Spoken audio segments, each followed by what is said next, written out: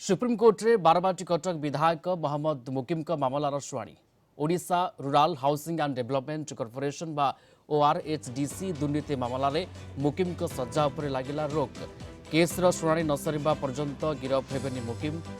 तेज मुकिम को दोषी सब्यस्त उपर रहतादेश मिलनी मुकिम नॉमिनेशन दाखल करने को अयोग्य दंडादेश उपर रहतादेश नथिबार अयोग्य बोली वरिष्ठ आईनजीवी मत रखिंट अनबड़ मुकिम कहते आईन विशारद सहित आलोचना कर परवर्ती पदक्षेप नेबे।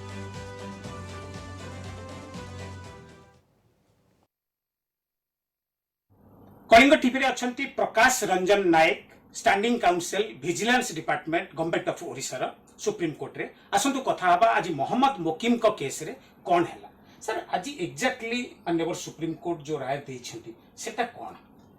मोहम्मद मुकिम को केस रे तांको स्पेशल विजिलेंस कोर्ट 3 वर्ष दंड देइथिले सहित 50,000 टका फाइन जहां से अपील हाईकोर्ट रे फाइल करथिले अपीलेट कोर्ट हाईकोर्ट मध्य ताकू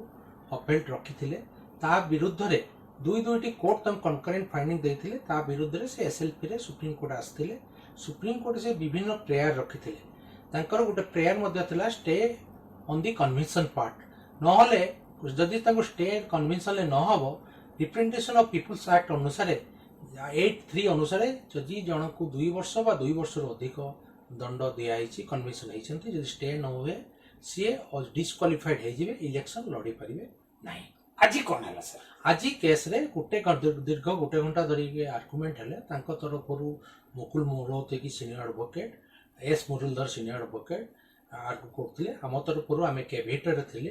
एवं आमे मध्ये आर बसन सीनियर एडवोकेट को करिथिलु कोर्ट गोटे नोटिस इश्यू करचंती कोन से स्टे दियाहिनी तांको कन्वेंशन ऊपर ता फल रे तांको पीपल्स रिप्रेजेंटेटिव एक्ट 8(3) अनुसार से अयोग्य घोषणा हे गले सी बर्तमान निर्वाचन लड़ी पारिबे नाही किंतु गोटे तांको जो 3 वर्ष दंडटा ऊपर स्टे रखिचंती जेते पर्यंत एसएलपी डिस्पोजल हे नाही वर्तमान से इलेक्शन लड़ी पारिबे नाही। अच्छा सर दिलीप राय को केस आ आंको केस रे तफातटा कोन टिके लोक दिलीप राय को केस रे हाई कोर्ट रे अपील पेंडिंग अछि first appeal is pending before the high court सेति पे तांको स्टे मिलिला एटी हाई कोर्ट ऑलरेडी एटी दुईटा कोर्ट हाई कोर्ट ऑलरेडी हमको कन्वेंशन को सेशन जो स्पेशल जज कोर्ट रो कन्वेंशन को अपील करचंती तो हमें कहि परिबा तांको कोनोसी राहत नाही मोहम्मद मुकिम को तांकर से जो जदियो जड़े पब्लिक लाइफ रे अछंती राजनैतिक लोक ए जो रिप्रेजेंटेटिव ऑफ पीपल्स एक्ट अनुसार तांको कोनोसी राहत मिलिबो नहीं कारण स्टे कन्वेंशन ऊपर स्टे हला नहीं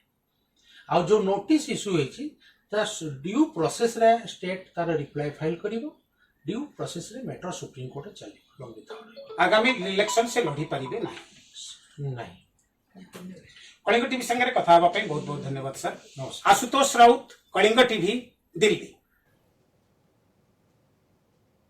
देखु मुझे तर्जमा करी आलोचना कला कहबी जे सर्वोच्च न्यायालय को धन्यवाद जनाऊँ से आम एसएलपी एडमिट कर सेंटेंस स्टे कर बर्तमान गिरफ्तारी को रोक लगे